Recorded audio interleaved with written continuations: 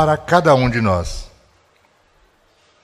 O Evangelho do Cristo, o Evangelho de Deus, renovado com a presença de Jesus há mais de 2000 anos atrás, e ele nos entrega a pedido do Pai e demonstrando toda a força de um sentimento que o homem ainda não conhecia sobre a terra. Cheia de paixões, o nosso orbe, as criaturas da época. Mas amor mesmo nunca havia pisado a terra da forma que veio no conteúdo da sabência e da grandiosidade do Cristo de Deus. E é exatamente essa experiência do sentimento do amor para a recuperação de todos os espíritos que naquela época estavam conosco. Um número bem menor do que nós agora, no momento que vivemos. E esse Senhor, é exatamente a rogativa daqueles que, apesar de ter conhecimento das religiões primitivas, e principalmente agora com o advento da doutrina espírita, há cerca de 160 anos, mais claro fica com o Espírito da Verdade, que vem renovar no coração de todos nós, homens e mulheres, que habitam o nosso orbe, as afirmativas de Jesus e toda a história que a humanidade conhece, principalmente a partir de Moisés, quando ele retira da escravidão uma quantidade imensa de criaturas do Nordeste da África e caminham na direção do tempo à procura de uma terra prometida, onde o alimento cairia do céu, manjares, bênçãos. E esta foi uma jornada de 40 anos. E ainda não conseguimos encontrar esta terra. Mas, com o advento de Jesus, ele aponta noutra direção. Primeiro, por que Moisés procurava uma terra prometida? Porque se naquele tempo Deus tivesse dito a Moisés, naquele momento que recebe as leis, e falasse de um céu da espiritualidade, de um mundo ditoso, onde todos que trabalhassem o sentimento do amor e do trato às leis divinas estariam, portanto, no que nós chamamos comumente de paraíso, não iríamos compreender. Então, só com a presença de Jesus é que ele aponta noutra direção. Porque naquele tempo os homens não poderiam compreender. Quando Jesus chega, que grande parte daqueles que o viram e que ficaram assustados com o tamanho da criatura, do poder, da bondade, dos sentimentos, da extrema disponibilidade para trabalhar o coração, a mente, o espírito humano, ficamos perplexos. De onde vem este homem? E alguns dos seus discípulos mesmo pensaram de que era hora da liberdade, de um trabalho completamente diferente da relação de poder naquela época. Então alguns pensaram, como Judas, ele achava como intelectual que aquele era o imperador, o rei, o comandante, como eles chamavam intimamente Jesus, que viria para dirigir os destinos do mundo. E Jesus disse que o reino dele não era deste mundo, mas o reino era no alto, no céu, onde ele poderia estar junto ao Pai. Então, ainda no tempo de hoje, as pessoas não compreendem que existe o mundo ditoso. Ainda não no nosso planeta. Mas ele existe em vários pontos do universo, na grande difusão de mundos habitados que existe, e onde a criatura humana toma formas completamente diferentes do que nós somos aqui. Porque nós habitamos um grande hospital de almas, corpos, às vezes não, muito diferente do que é um espírito grandioso, um espírito iluminado, um espírito elevado, um espírito que não precisa chegar à altitude do Mestre, que é um Cristo, exatamente o patamar mais alto de um espírito, se a gente colocar aqui uma casta que assessora ao Pai. O que nós podemos evoluir até a posição em que Jesus se encontra. E já se encontrava há mais de 4 bilhões antes, quando nós não existíamos e que começa a vida sobre a Terra, quando começa a criação do nosso planeta. É desse homem que vem a busca de que os seus ensinamentos toquem cada espírito que estão aqui. As leis do Cristo, o Evangelho de Jesus, é lei em mundos ditosos. E será que um dia será obedecido sem que os homens precisem de policiarem-se, de terem cadeias. Será pleno sentimento de amor e responsabilidade de um para com os outros. É melhor parar de utopias e a gente voltar ao tema. Que conceito, afinal, deveu ter sobre a criatura humana, religiosa, que tem deturpado as palavras de Jesus de todas as formas para adequar a possibilidade da angelitude da criatura? Seremos realmente criaturas que poderemos ir para um céu, para esse ambiente santificante, diferente do momento que estamos aqui no corpo físico? É lógico que sim. Esse ambiente já está construído. Jesus repetiu isso centenas de vezes, nos convidando à iluminação, a segui-lo. Mas seguir Jesus de que forma? Porque de repente, quando ele conclui o trabalho dele, diz que vai subir para nos aguardar. E esse aguardo é para que a escola que ele cria possa iluminar a cada um de nós. E a advertência do Evangelho é sobre algo fantástico, que é a criatura humana se dando conta de que um dia vai deixar o corpo físico e que há a possibilidade do encontro com o Mestre, porque alguns sabem que um dia estarão sentados à direita dele, ao lado do Pai e sentado à direita de Jesus. 37, 40 bilhões de criaturas no mesmo banco.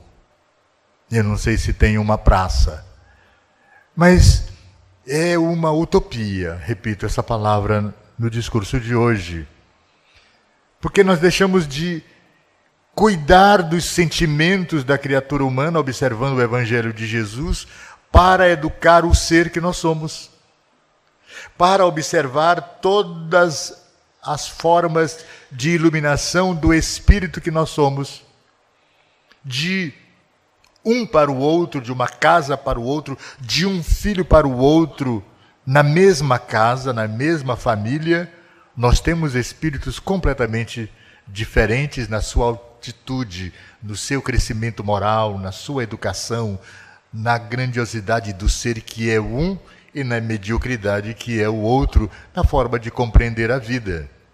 É essa estatura que dá conta no nosso lar de quem é aquele espírito que eu sou, que nós somos. Porque temos idades e tempo diferente, mas temos também dificuldades de compreender o tirocínio, o caminhar, acertando-nos dentro dos ditames das leis divinas e do Evangelho do Cristo, para que o comportamento desta caminhada nos auxilie a ter uma passagem do mundo corpóreo ao mundo do espírito que nós somos, voltar, portanto, para a casa do Pai, para o mundo espiritual, para o mundo causa de tudo, que é o mundo onde nós habitamos definitivamente. Aqui é o mundo que precisamos encarar como uma grande sala de aula, como um grande hospital de almas, como eu falei no início, para corrigendas dos equívocos que nós mesmos construímos com o discurso, com o Evangelho, com os ensinamentos e com o trabalho pedagógico do Cristo. Educar-nos, liberar todo o conteúdo malévolo, doentio e perverso do espírito antigo que nós somos, que já promovemos barbárie, que já provocamos dores nos outros, que já sofremos dores, que já ficamos enclausurados do lado espiritual centenas de milhares de anos a fio, incomunicáveis, pela nossa dificuldade de compreender a forma de caminhar, de buscar crescer, aprendendo a amar, a cuidar do outro, sem as ganâncias, sem as doenças, sem os desequilíbrios que o mundo que nós vivemos faz vivenciarmos com o nosso egoísmo, com a nossa vilania, com o desespero de buscar a riqueza, de buscar possuir poder para manobrar tudo em volta, inclusive consciências, prometendo, às vezes, nesta busca para dominar as consciências, de proclamar de alto e bom som nos nossos tempos que, pertencendo a esta ou aquela igreja, de imediato você terá um resultado na questão financeira, enriquecendo-se, tendo 1, 2, 3 carros, dinheiro no banco, grandes empresas. Essas são doutrinas que diariamente estão nos levando a este conhecimento e essa busca. E lá não tem só 150, 200 pessoas ouvindo o pastor, o padre, o cônego, aquele que estiver no púlpito falando.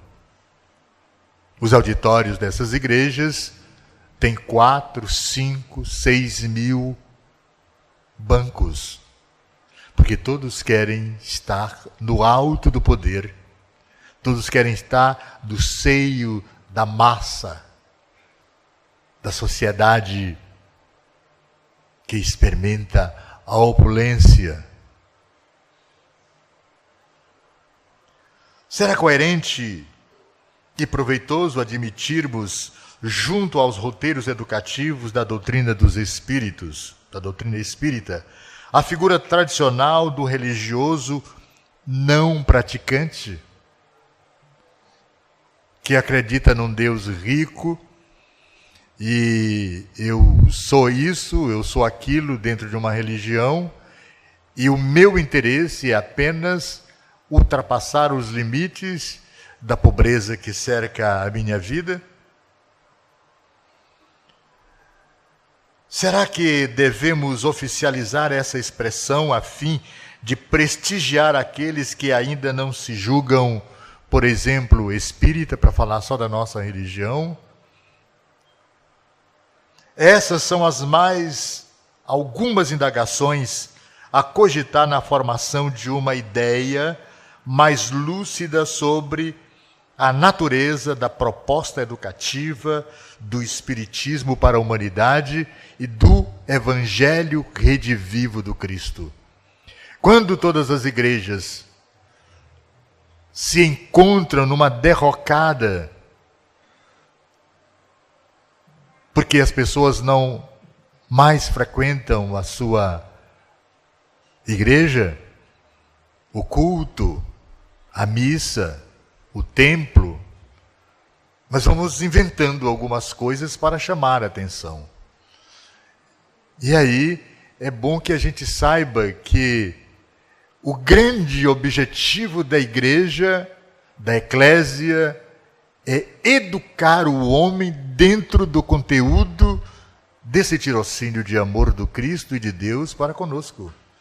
De educar o espírito humano, para que ele possa, absorvendo esses ensinamentos, purifique-se, sendo mais cordial, mais amigo, mais fraterno com o próximo, em todos os setores da vida.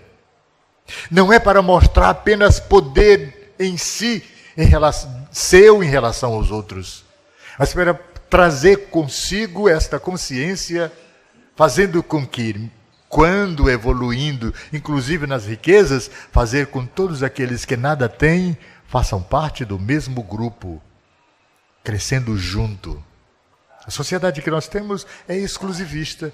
São bem poucos que possuem e a grande maioria não tem nada. Não tem escola, não tem saúde, não tem trabalho, não tem alimento, não tem para onde ir. Parece que a gente está entrando naquela de observar que estamos em tempo de política e que num púlpito do Centro Espírita também a gente vai fazê-lo. Não deveria.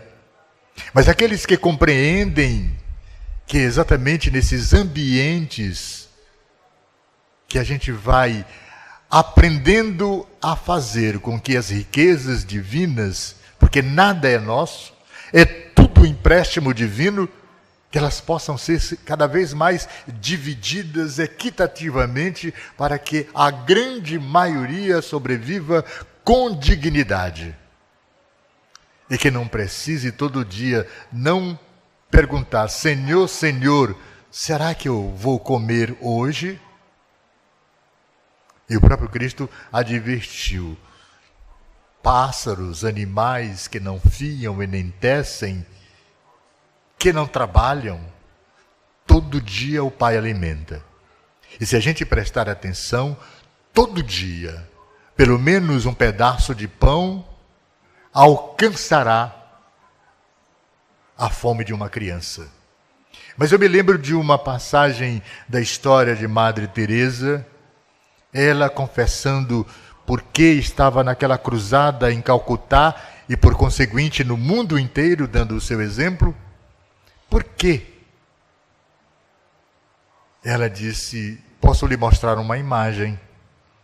Eu estava distribuindo alimento e dei um pedaço de pão para uma criança. E ela começou a comer, tirando pequeninos pedaços, quase que só sugando algumas partes do pão superficialmente. E aí ela ficou intrigada, observando: por que você não come o pão? Porque eu tenho medo de comer esse pão e logo após eu continuar com fome. Não ter mais o que comer. Então, a impressão é que ela ficaria comendo aquele pão o tempo que pudesse, porque não tem, naquele momento, outra oportunidade, não teria outra oportunidade de mais um pedaço de pão. É uma imagem dura da gente ver aquela mulher quase já no final da sua vida, curvada no tempo e ainda depois de todo o trabalho realizado, porque compreendeu o Evangelho de Jesus na sua forma, o sentimento que aquele espírito grandioso de Madre Teresa pôde compreender naquela ação, que nós precisávamos também ter no nosso lar, na nossa casa, na convivência, no nosso trabalho, onde quer que estejamos atuando como criatura, para sobreviver. Observar que essa é uma possibilidade da gente ter a certeza de que nós não estamos tão longe do tempo de Teresa, que estamos vivenciando cada vez mais nos tempos de agora. O Espiritismo chega, portanto, para que os corações dos homens deste mundo compreendam que a religiosidade precisa ser pensada, estudada, assimilada, não para que eu me projete no mundo e tenha poder, mas que através da palavra do Cristo possamos aquinhoar poder de modificar a consciência cósmica do planeta que vivemos, para que atendamos ao apelo de Deus, buscando o crescimento a fim de compreender que somos as peças mais importantes nesse projeto. Iluminarmos-nos é iluminar o espírito humano que está sobre a terra e demonstrar para a espiritualidade ainda doente, que habita no assédio, na obsessão de transformar numa proposta antagônica à do Cristo, a planejar a derrocada dos homens que estão no poder, que estão nas eclésias e em todos os quadrantes do universo, e que se perdem exatamente pelo besouro azul da riqueza. Talvez seja dourado, não sei. Ouvem-se com certa frequência nos ambientes doutrinários algumas frases que expressam dúbias interpretações sobre o que seja ser espírita. Companheiros que ainda não se sentem devidamente ajustados aos parâmetros propostos pelos roteiros da codificação dizem: ainda não sou espírita, estou tentando. Outros desejosos de amealhar algum crédito de aceitação dos grupos dizem: quem sou eu para ser um espírita? Quem sabe um dia serei? Isso pode ser em qualquer religião. Eu estou colocando a espírita porque aqui é a nossa casa. Somos ainda criaturas doentes. E esse é o ambiente do nosso aprendizado. É o importante ambiente do nosso crescimento intelectual, mas do nosso crescimento moral. Mas a religiosidade poderia estar não apenas no conteúdo da fé, por esboçar um sentimento através de uma prece ensinada pelo Cristo, que é bela e perfeita. Pois a prece é repetida tantas vezes, da boca, dos lábios para fora, mas não é introjetada ao Espírito que eu sou, para acreditar apenas no conteúdo e na fé que ela proporciona. Porque o Cristo se comunica perfeitamente quando nos ensina aquela prece. Nos dá a oportunidade de esboçar em sentimentos ao mundo superior, a Deus e a Ele. Nos sensibiliza a letra do Pai Nosso. E o Emmanuel ainda exagera um pouco mais. Porque coloca Deus como sentimento em todos os lugares. Não é só o Pai do céu. E ele, o homem, vai chegar o momento em que, não precisando mais, porque o corpo já não suporta mais as dificuldades impostas sobre o veículo que nos transporta na carne, chega um momento que perde esse corpo no ocaso que conhecemos como morte, mas que é apenas o desocupar de uma roupa velha e às vezes suja, maltratada, que vai apodrecer mesmo, e o espírito sair do outro lado, e aí a pessoa diz: Vige, a morte não existe, agora eu estou aqui desse lado, o que eu fiz, meu Deus? E aí começa a gritar: Senhor, Senhor, eu sou aquele que estava lá no Caridade e Fé, falando do teu evangelho, eu não me lembro de ti. Para falar só de nós, para não falar do outro. Não fomos ouvidos trabalhando o sentimento do amor, dando um outro pedaço de pão àquela menina que a Madre Teresa nos apresentou. Não cuidamos do nosso filho. Não cuidamos do filho que adotamos para, com a falta do pai, a gente cuidar dele, crescer, se multiplicar, e uns se multiplicam mais do que os outros, né? Eu tenho uma experiência nesse sentido, não vou revelar. Então, essa é a humanidade que precisamos dirigir. A humanidade que o Espírito vive agora. Ansioso para ganhar o céu, mas completamente deslocado do caminho pedagogicamente trabalhado por Jesus. O amor, que é o próprio Evangelho, vivo. O Evangelho do Cristo é vivo. Mas às vezes nós somos tão pequenininhos, mas tão agoniados nas coisas, e principalmente quando a gente está se preparando para vir aqui, e às vezes não sabe o que vai pronunciar e dizer, para chamar a atenção dos amigos que acorrem ao Centro Espírita, para se inteirar cada vez mais da oportunidade de sentir Jesus, de compreender Jesus, de deixar que Ele possa executar esse sentimento do amor através do nosso coração, da nossa mente, da nossa ação de simpatia com o outro, antecipando o sentimento do Pai, que é uma transferência imediata, que vem do colo da mãe, do seu próprio ventre, do seu umbigo, com tanto amor. Mas o Espírito é tão complicado que ainda amamentando, precisando do suco da mãe, que é o leite materno, ele tem hora que desespera na sua ganância e achando que está muito difícil mamar daquela forma. Ele queria um pedaço de bife, se possível no filé bem passado, e dá-lhe uma dentada no seio, que ela grita e chora. Eu vi a Bárbara fazer isso não sei quantas vezes, logo no primeiro. Está ferido, está doendo, o que eu faço?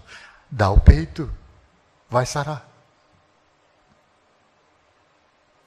E aí a gente diz, é porque é assim mesmo, criança de vez em quando dá uma dentadinha, principalmente quando os dentes estão saindo de verdade.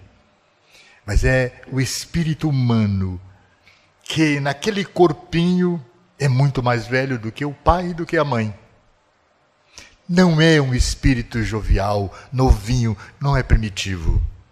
Porque se toda criança que nascesse agora fosse um espírito primitivo, alguns garotos que aos 6, 8 anos, em grandes universidades do mundo todo, na Europa, nos Estados Unidos e até aqui mesmo no Brasil, com 6 anos de idade, estão em laboratórios trabalhando hoje, principalmente essa questão de jogos, de informática, mas também estudando energia nuclear e outras coisas.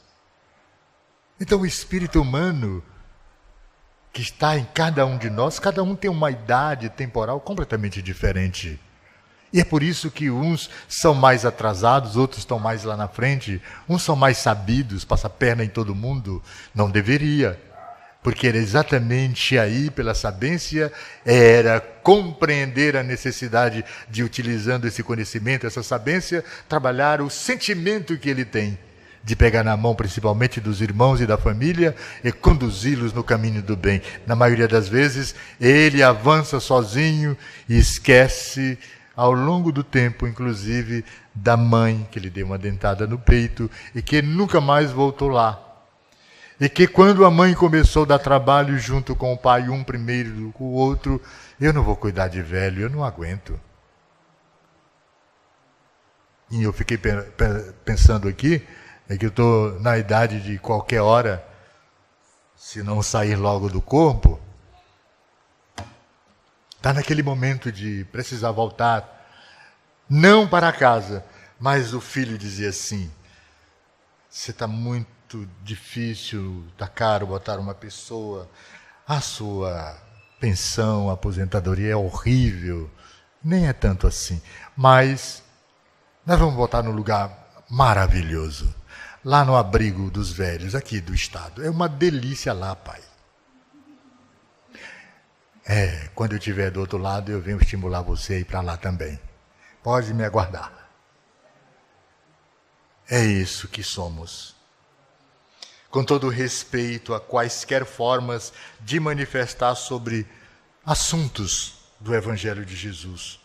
Não podemos deixar de alertar que somente a incoerência de conceitos pode desejar ideias da natureza que o homem produz todos os dias, agravadas pela possibilidade de estarmos prestigiando o indesejável perfil do altivista não praticante, do espírita não praticante, do fulano não praticante, não pratica religião, não pratica direito ao trabalho e não é praticante na família como pai, como esposo, como filho. É uma expectativa que nos preocupa. Ser espírita é algo muito dinâmico e pluridimensional. Tentar enquadrar esse conceito em padrões rígidos e repetir velhos procedimentos das práticas exteriores do religiosismo milenar.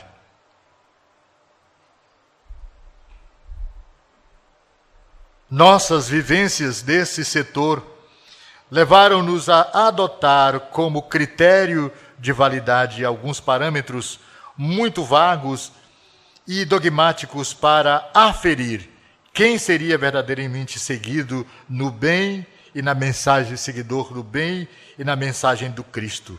Parâmetros com os quais procuramos fugir das responsabilidades através da criação de artifícios para a consciência, gerando facilidade de toda a espécie através de rituais, cerimônias que intronizaram o menor esforço nos caminhos da espiritualização da criatura humana.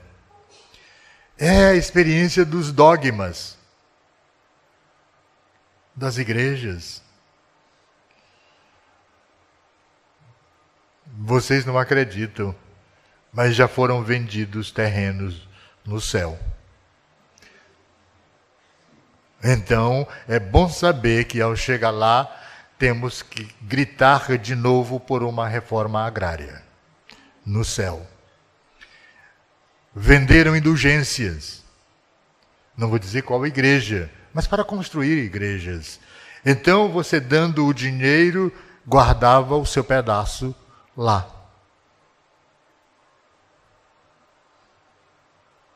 Ser espírita é ser melhor hoje do que ontem. E buscar amanhã ser melhor do que hoje. É errar menos, acertar mais, esforçar pelo caminho das más inclinações, transformar-se moralmente, conforme destaca Kardec.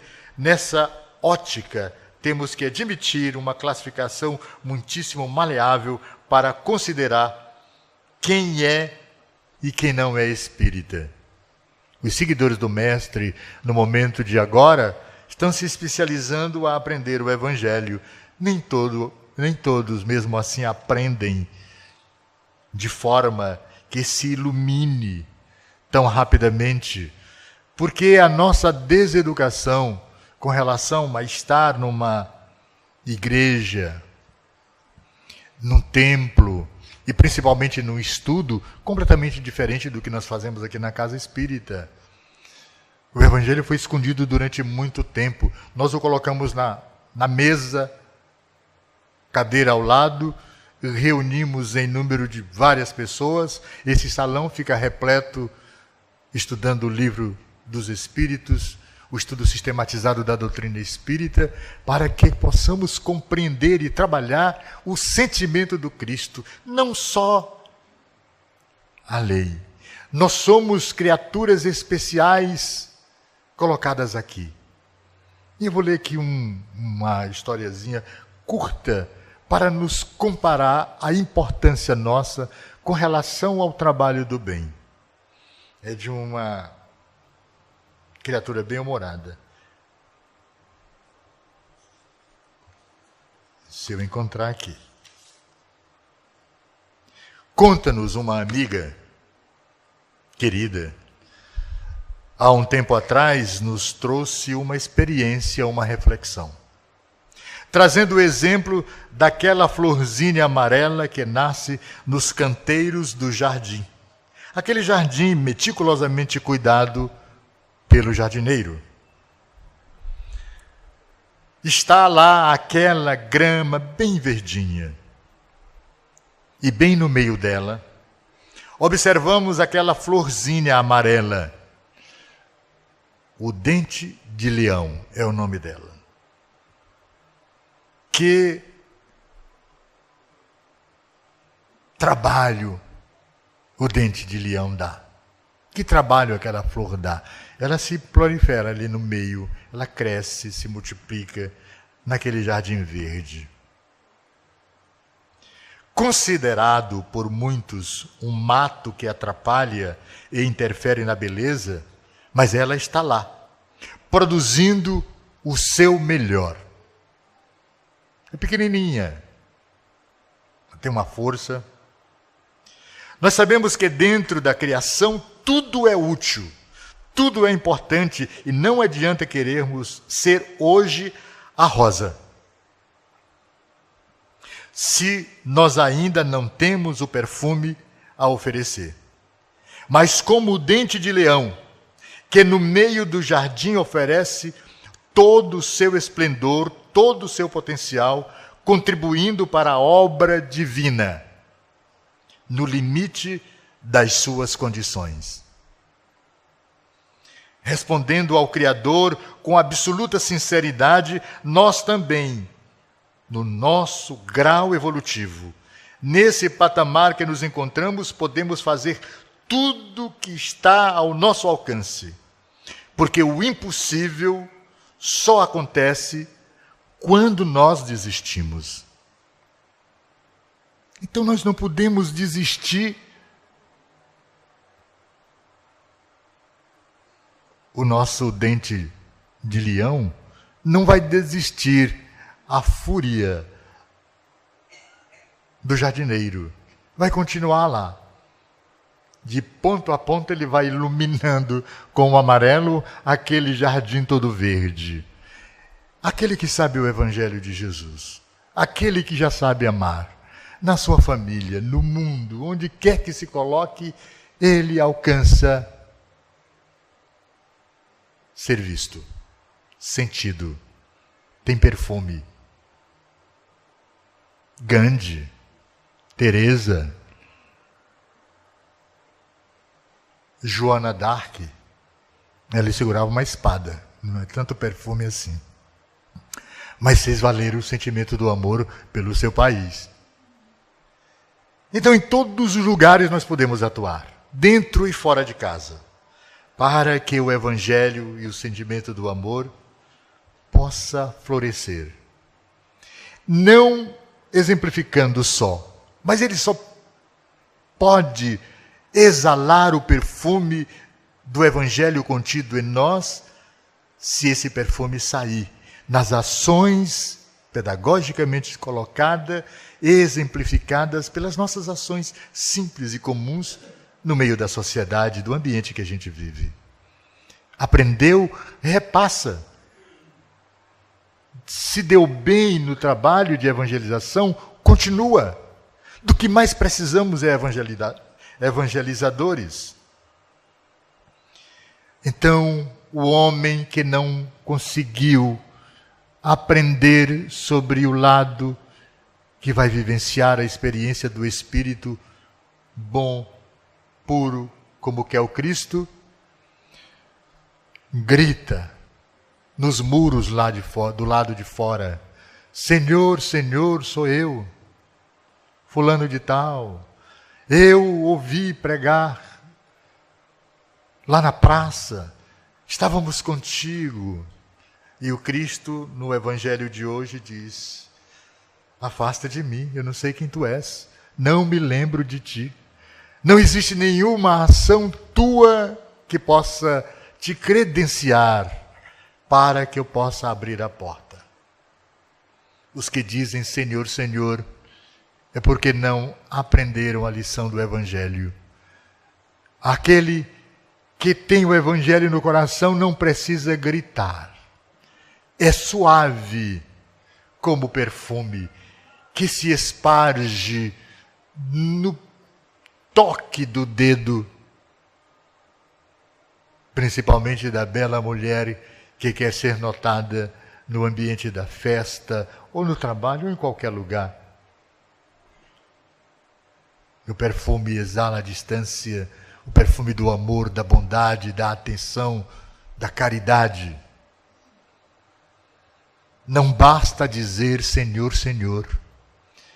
E um outro exegeta fantástico, para concluir, nos traz aqui um texto, sempre ele. Não bastará dizer,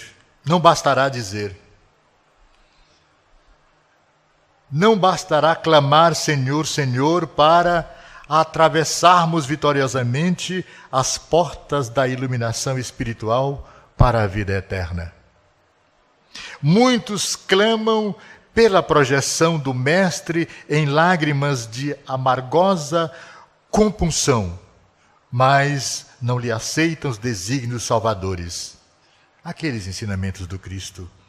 Esperam pelo benfeitor divino, à maneira de crianças caprichosas, tocadas de viciosas exigências.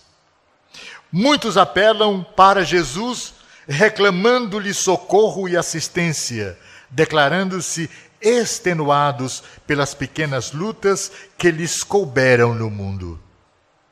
Entretanto, são cegos para os fardos pesados que os vizinhos suportam heroicamente e incapazes de oferecer a mais leve migalha de cooperação ao próximo sofredor. Muitos repetem o nome do amigo celeste não para materializar-lhe os princípios sublimes do mundo, mas para conquistarem destacado lugar no banquete da dominação humana. Muitos se reportam ao Mestre da cruz, rogando-lhe refúgio entre os anjos. Querem ir para o céu. Todavia, conservam-se em plena fuga ao serviço que o céu lhes conferiu entre as criaturas da terra para soerguimento do seu espírito e da própria humanidade. Quantos têm poder? E quantos abocanham tudo no poder? E nada sobra para a grande maioria de famintos miseráveis, e eu falo apenas do nosso país. O problema da redenção não está situada em nossos lábios, acima de tudo em nosso coração e em nossos braços, que devemos mobilizar o serviço dos outros em favor de nós mesmos. Toda a ação do bem que parte de nós para aferir o sentimento de necessidade daquele que sofre. Não é a ele que nós estamos fazendo.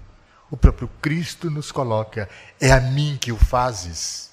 E são esses atos pequenos do cotidiano das nossas vidas, no dia a dia da nossa não observância,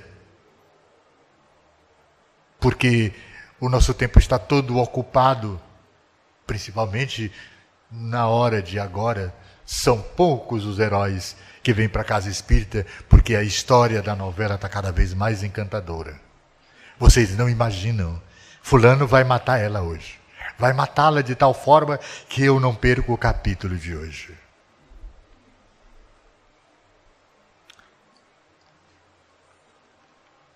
Eu até lambi aqui os lábios, porque lá parece que tem até sangue, porque a novela promove isso.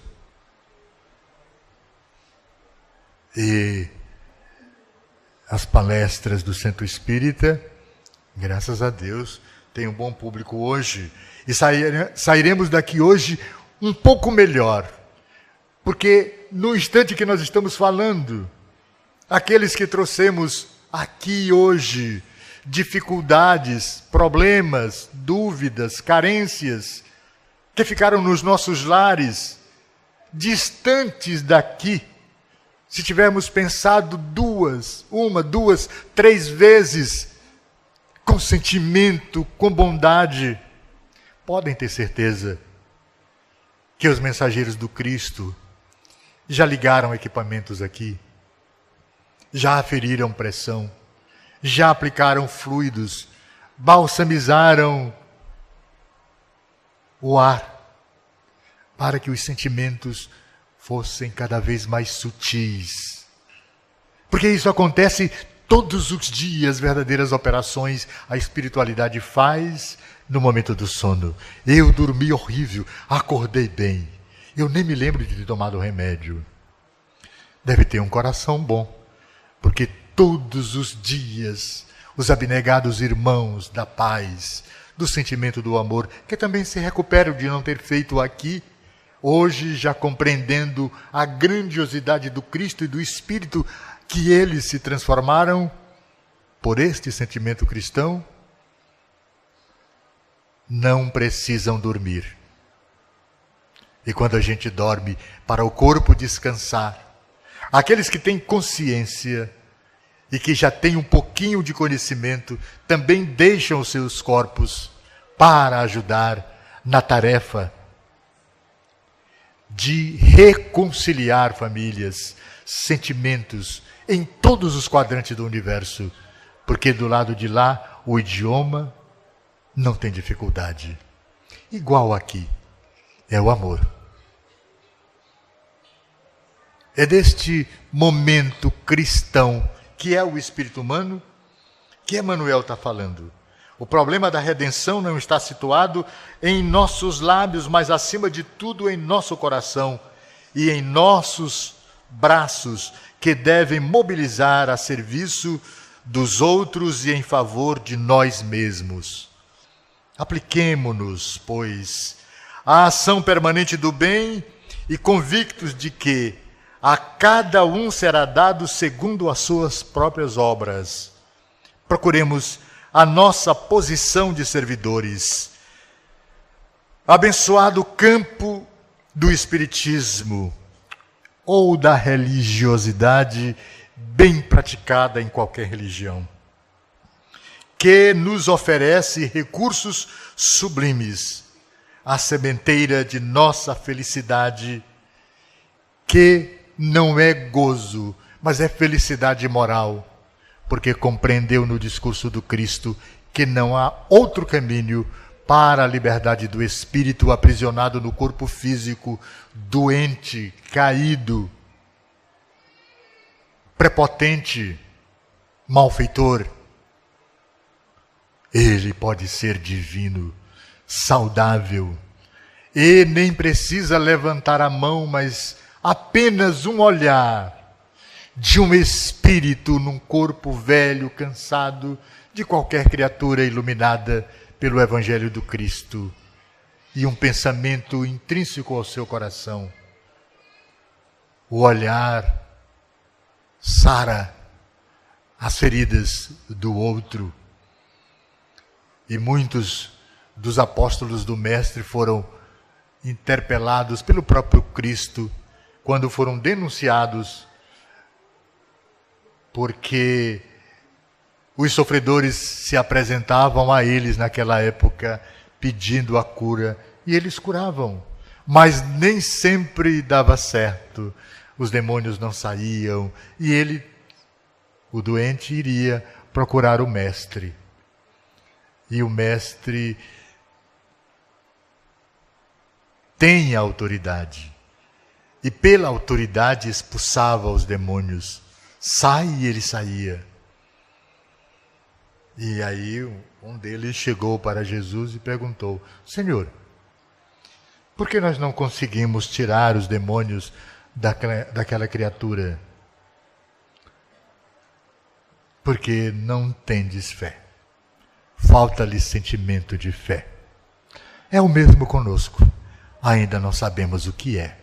Mas aqueles que têm pouca fé, já constroem muito. Já consegue vir aqui.